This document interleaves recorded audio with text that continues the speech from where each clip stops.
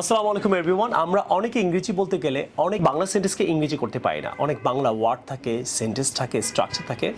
So রোবায়েত আমাকে এই ধরনের বাংলাগুলো জিজ্ঞাসা করবে, আমি আপনাদের ইংরেজি বলতে সাহায্য করব। সবার এটা খুবই ইম্পর্টেন্ট একটা লেসন। সবাই এই বাংলাগুলোর ইংরেজি বলতে প্রবলেম ফেস করেন যখন আপনি ইংরেজিতে কথা বলেন।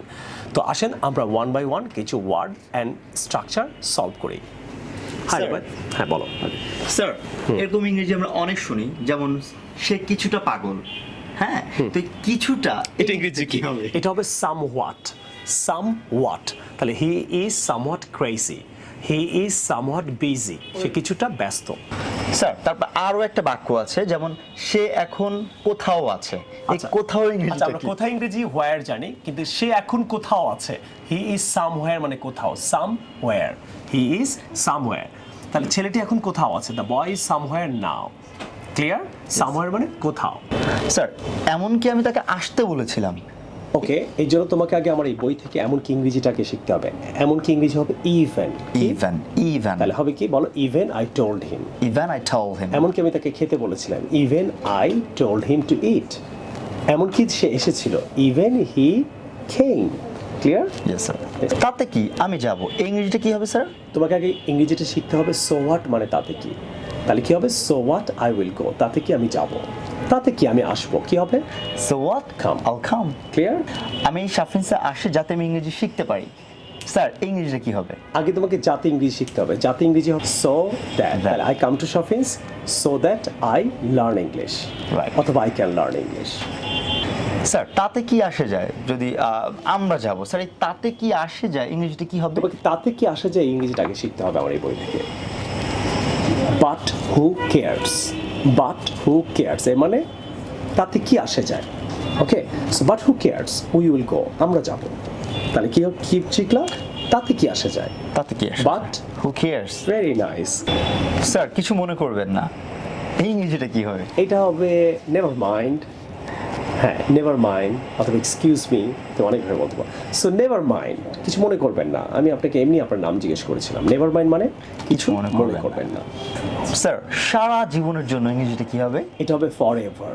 ফর এভার, যেমন আমি তোমাকে সারা জীবন ভালোবাসবো, তাহলে কি হবে? I love you forever. I will love you forever. Sir, ঘড়িটা খারাপ, ক্যামেরা খারাপ, পাঞ্জাবি খারাপ, মাইক্রোফোন খারাপ, এই রাইট। কোনো কিছু যদি খারাপ হয় ইলেকট্রনিক্স, তাহলে ডেথ বলবা, ডেথ। যেমন the watch is dead, dead বলবা। ডেড। তাহলে খারাপ হলে কি বলবা? ডেড। যেমন দ্য ওয়াচ ইজ ডেড। নিজের থেকে দুইটা বলো। The microphone is dead, the Punjabi is dead, the fridge is dead. Electronics কিছু হলে বলবা। The electronics, the fridge is dead, the camera is dead. Right? Sir, একটা জিনিস আমি বলতে চাই, কিন্তু এই একটা জিনিসের ইংরেজিটা কি? একটা জিনিস হবে one thing, THING, thing. One thing, K না, জি হবে। জি। One thing. তাহলে আমি তোমাকে একটা জিনিস বলতে চাই, I want to tell you one thing.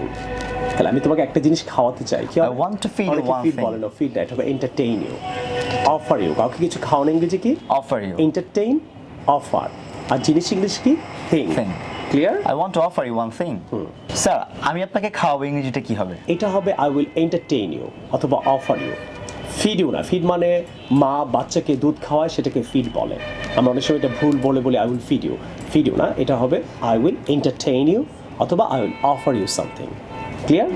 Sir, চুলটা এলোমেলো। স্যার, আমার এলোমেলো স্যার ইংরেজিটা কি হবে? আচ্ছা, এটা হবে 6 and 7।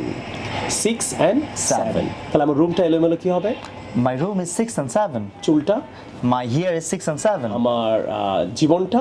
My life is 6 and 7. Clear now? So এলোমেলো ইংরেজি হলো 6 and 7। স্যার, বোকামি করো না, যাও ইংরেজি শিখো, এটা করো সেটা করো, বোকামি করো না, এই ইংরেজিটা কি হবে? মানে বোকামি করলে তার লস হবে জীবনে, এরকম তো? রাইট। এই ক্ষেত্রে বলবো don't be silly. Don't be silly মানে বোকা হো না, বোকামি করো না। যাও, ওখানে গেলে তুমি তো আসলে ইংরেজি শিখবা বা পড়ালেখা করো, জীবনে বড় হবা। সেই ক্ষেত্রে তুমি কাউকে ইন্সপায়ার করার জন্য বলতে পারো don't be Seely.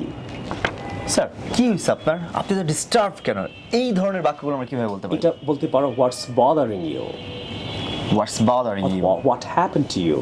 What happened to you? অথবা what's wrong with you? What's wrong with you? হয় না, কেউ কাউকে ডিস্টার্ব ফিল করছে, স্যাড, কিছু বলতে চাচ্ছে না, তুমি তাকে গিয়ে বলতে পারো what's bothering you. What's bothering you? অথবা What's wrong with you? অথবা what happened to you? What happened to you? So আপনারা যদি এরকম আরও অনেক ইংরেজি শিখতে চান, আমাদের এপিসোডটা কেমন লাগছে বাংলা টু ইংলিশ, সেটা আমাদের জানাবেন। যে আমরা প্রয়োজনীয় কথাগুলো ইংরেজিতে বলতে গেলে আটকে যাই।